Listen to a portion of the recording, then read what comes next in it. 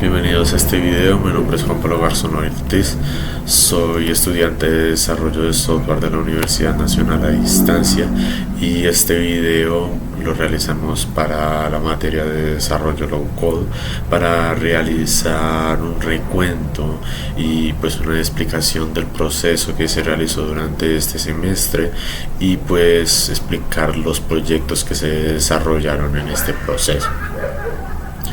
Empezaremos con el primer proyecto que desarrollamos, que era en busca de la solución de una problemática que presentaba la ciudad de Medellín, y es que la ciudad de Medellín tenía varios eventos, pero estos eventos no estaban en una página centralizada, ¿sí?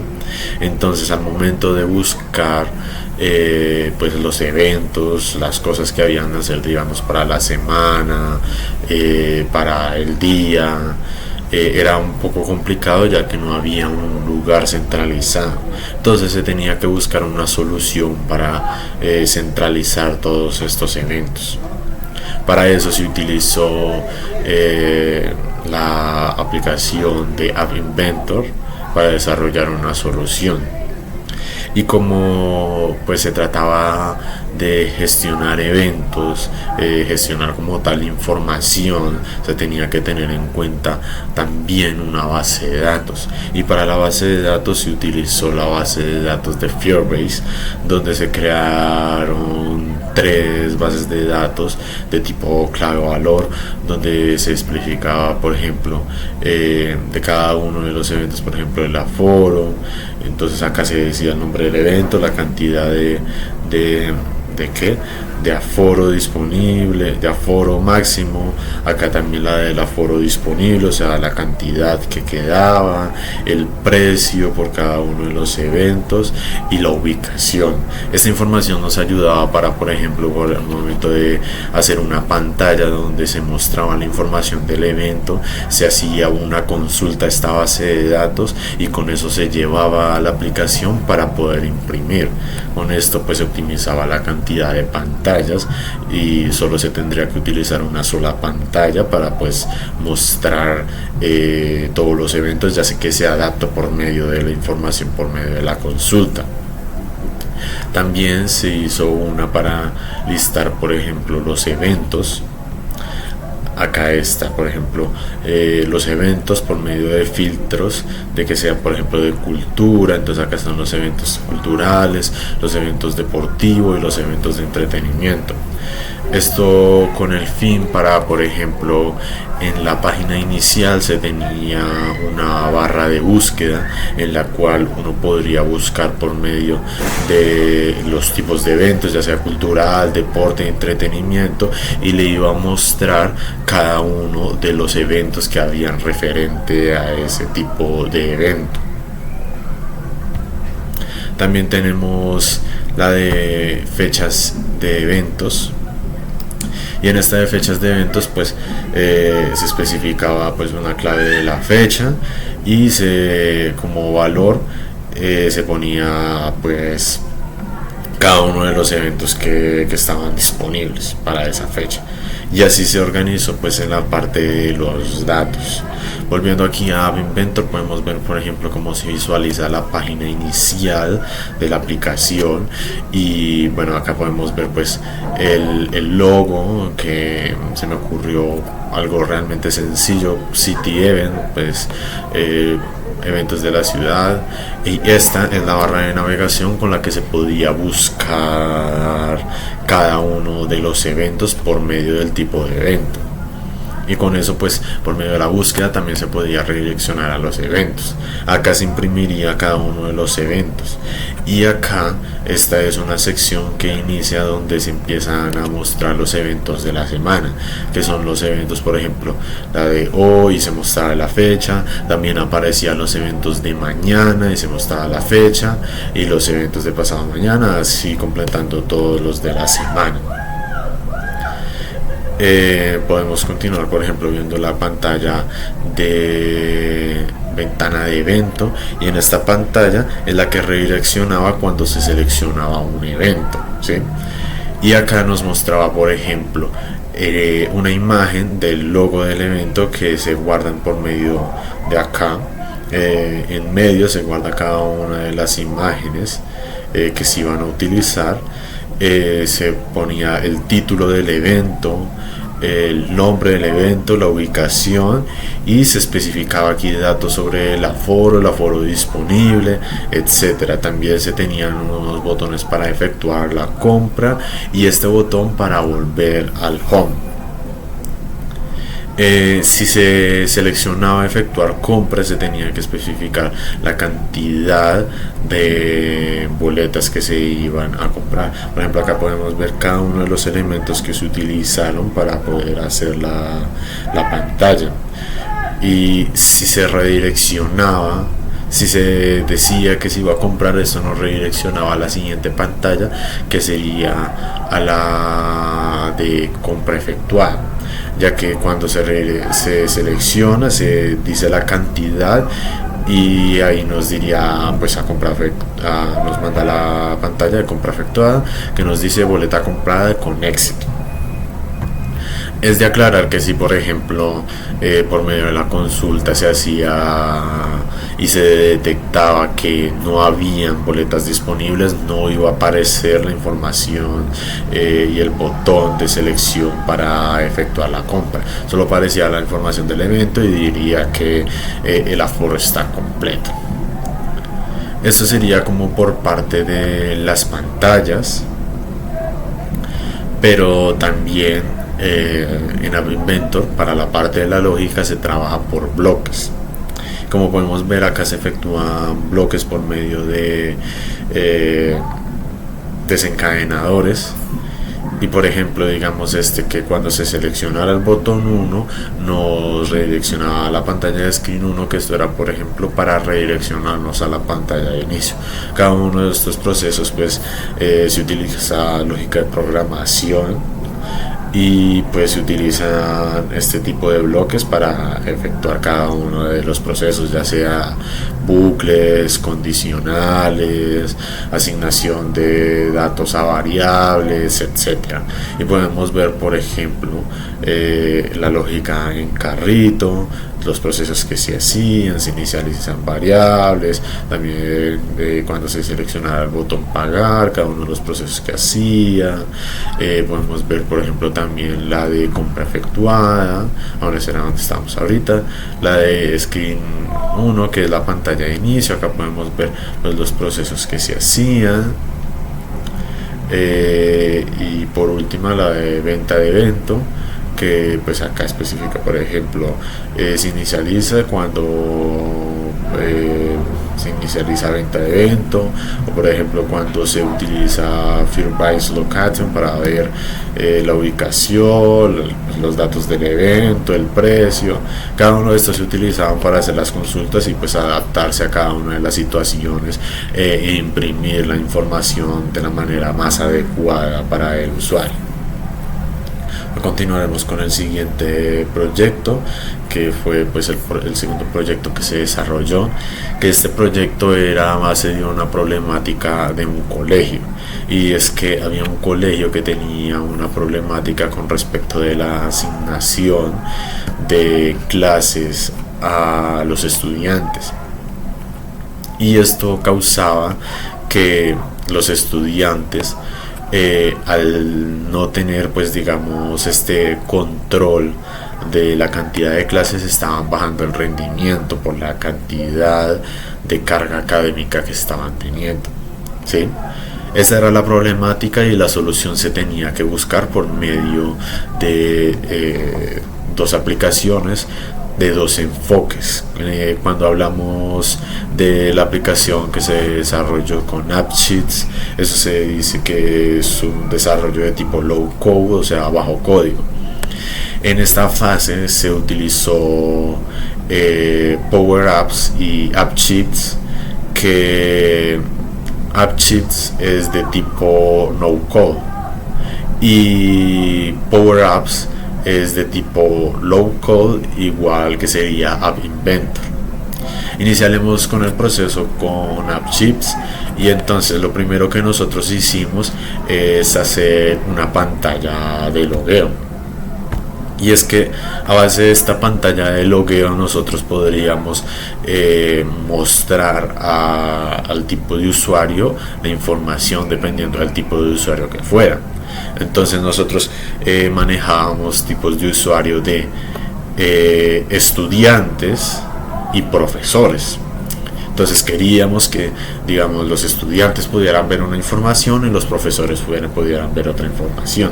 Y para la gestión y el almacenamiento de esta información, como Power Apps y App Chips, para la conexión con bases de datos como tal, necesita versiones de pago. Entonces pues se hizo una adaptación por medio de unas hojas de cálculo.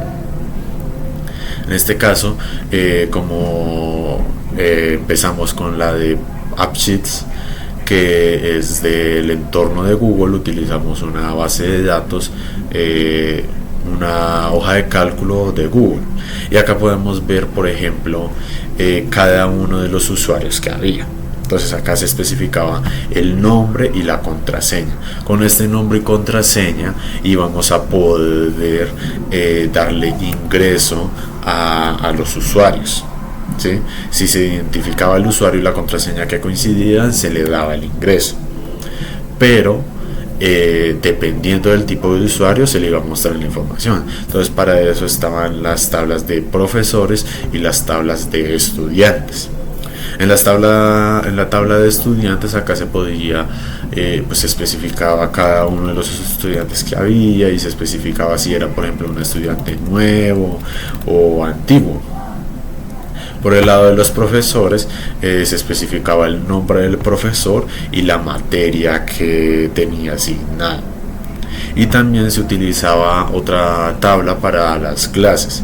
En estas clases se especificaba pues la materia, el salón donde se iba a hacer la materia, hora de inicio y fin de la clase, y un día y el número del día. Esto era para poder asignar las clases a cada uno de los usuarios, porque como podemos ver aquí en la tabla de usuarios tenemos una asignación de un salón.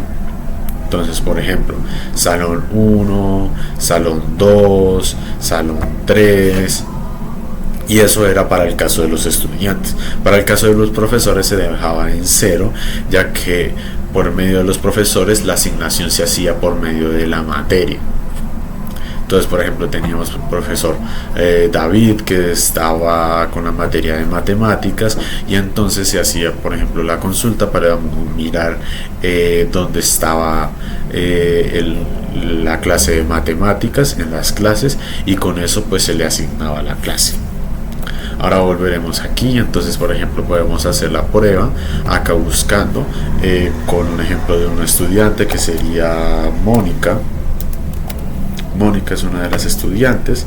Ingresamos la contraseña, que en este caso sería 123, y bueno, para probar, digamos, también la autentificación, vamos a ingresar la contraseña mal, vamos a añadirle un 1, y como podemos ver nos dice contraseña incorrecta porque no cumple el usuario con la contraseña. Pero si ingresamos 123, que es la contraseña incorrecta de Mónica, nos dejará ingresar.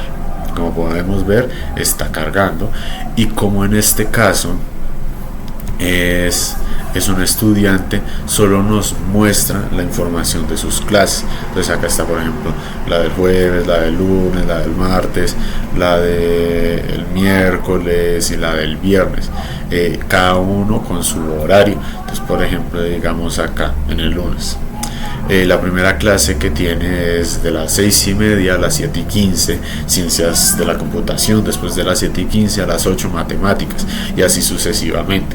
También en este caso se puede ingresar a cada una de las materias y ver la información, por ejemplo, hora de inicio, hora de fin, el salón, y bueno, información en general de la clase. Esto era en el caso de los estudiantes, porque pues para los estudiantes lo que queríamos era que tuvieran un orden para ver qué clases tenían. Pero por el lado de los profesores, nosotros queríamos que tuviera un enfoque diferente. Entonces vamos a ingresar a una cuenta de un profesor, que hay un profesor que se llama Manuel, que tiene la misma contraseña que Mónica. Estos dos usuarios se utilizaron con la misma contraseña, ya que es pues con un enfoque de facilitar al momento de hacer las pruebas. Y como podemos ver, a diferencia de Mónica, que tenía una sola pantalla, el profesor Manuel tiene dos pantallas, uno para ver las clases asignadas. Entonces podemos ver que también se utiliza la misma opción de pues como un horario, pero acá solo le muestran las clases que tiene asignadas. Por ejemplo, el lunes tiene una a las 6:30 hasta las 7:15 de ciencias de la computación, porque es el profesor de ciencias de la computación. Podemos volver, digamos, a la base de datos y podemos ver el profesor Manuel. Busquémoslo acá en profesores, Manuel, y como podemos ver es el profesor de ciencias de la computación. Entonces ahí se le asignaban cada una de sus clases según cada uno de sus días, pero también el profesor podía ver qué estudiantes tenía en cada salón. Esto era como para que el profesor tuviera un poco más de control y pues tuviera pues información adaptada, como era el caso también del estudiante. Pero pues el profesor debe tener más información que el estudiante, ya que él es el que gestiona pues las clases y los estudiantes para que puedan aprender. Ya vimos la opción que se hizo con AppSheets. Ahora iremos a ver la opción que se hizo con Power Apps. Esta es la opción que se hizo con Power Apps, la herramienta de Microsoft. Y lo principal que se hizo fue crear también una base de datos por medio de una hoja de cálculo. Esta base de datos, en este caso, como estamos hablando del entorno de Microsoft, se hizo en Excel. Lo hicimos con los mismos datos, pero con uso de tablas dinámicas. Entonces podemos ver acá que está el nombre, la contraseña, el salón. Aquí en las clases podemos ver el nombre, el salón, hora de inicio, hora de fin, día, número de día, los profesores, la materia, los estudiantes y especificación si es nuevo o antiguo. La misma estructura de tablas que se utilizó en la hoja de cálculo para Power Apps. Pero en este caso volveremos a la solución que se hizo en AppSheets e ingresaremos a ver. A cada diferencia se hizo pues un enfoque diferente de logueo. Se tiene que ingresar cada uno de los datos sin tablas desplegables para los usuarios, por ejemplo, y acá vamos a utilizar los mismos usuarios. Para el estudiante vamos a utilizar entonces Mónica. Ingresamos la contraseña 123, ingresamos y como podemos ver acá pues nos aparece la lista de las clases que tiene Mónica.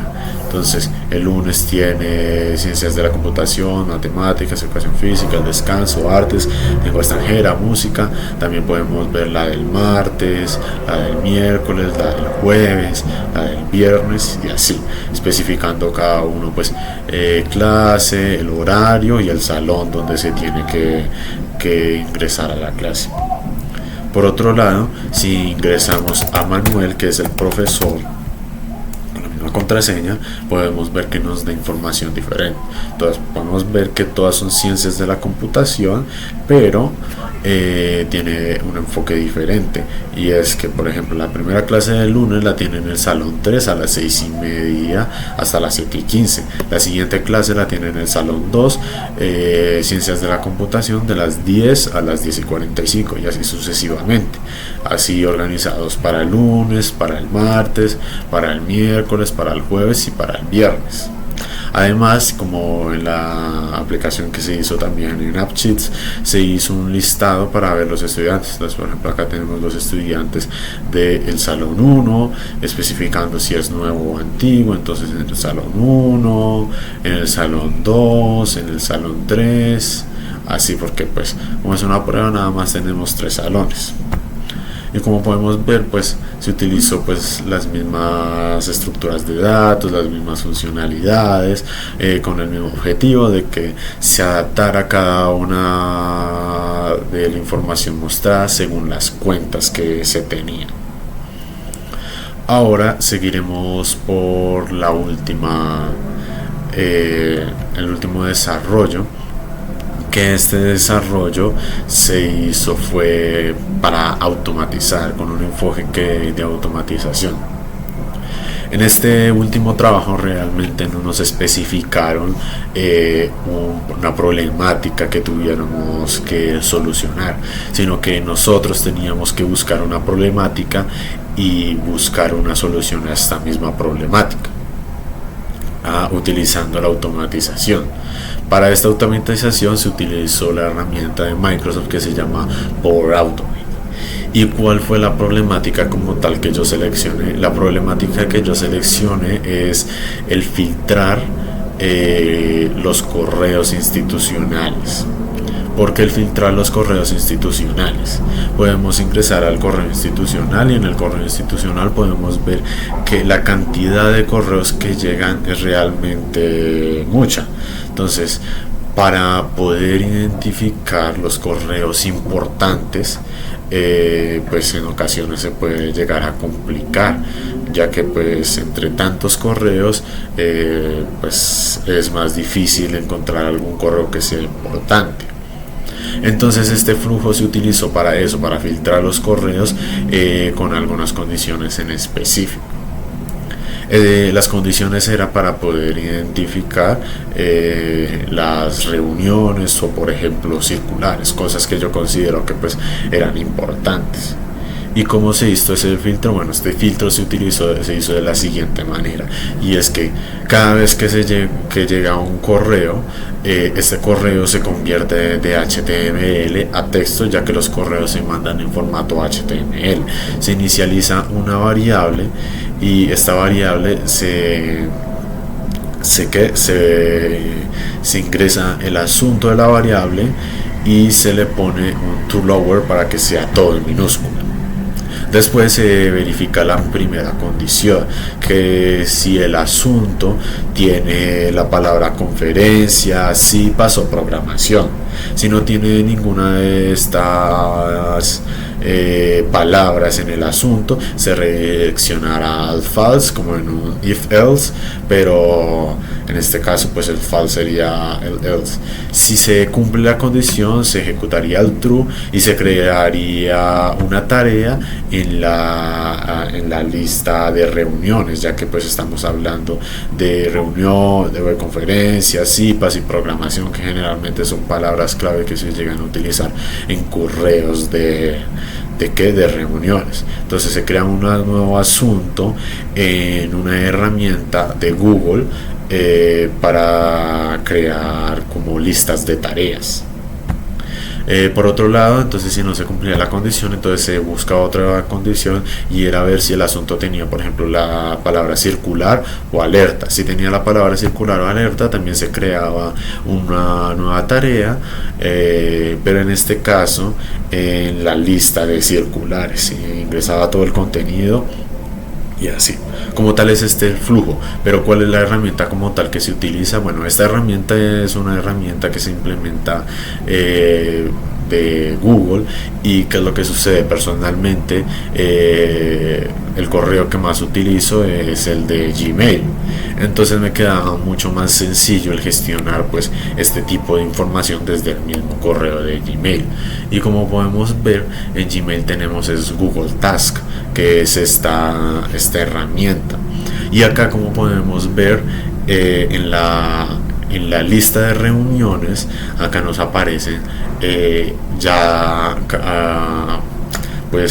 especificación de cada una de las reuniones que se ha ingresado por medio de los correos que han llegado al correo institucional. Podemos revisar tal vez en circulares a ver si han llegado. No, circulares no han llegado, pero sí han llegado especificaciones de reuniones. Por ejemplo, acá podemos ver invitación a la quinta web conferencia del curso modelo de procesos, acá recordatorio de quinta y última sesión de CIPAS, programación de la segunda sesión de CIPAS, invitación al segundo encuentro de CIPAS, programación hoy miércoles, recordatorio a cuarta sesión CIPAS. Y como podemos ver, pues desde el momento de que se implantó este flujo se han pues añadido varias reuniones acá, lo cual pues realmente me facilita a mí el detectar estas reuniones para poder asistir. Y pues este sería el final de los flujos que se realizaron, de los proyectos que se realizaron durante todo este proceso académico. Realmente considero que este tipo de enfoque de desarrollo del low code y no code es algo muy bueno, ya que pues nos da otra opción de desarrollo para pues nosotros los desarrolladores, que no tengamos solo el desarrollo de tipo solo código.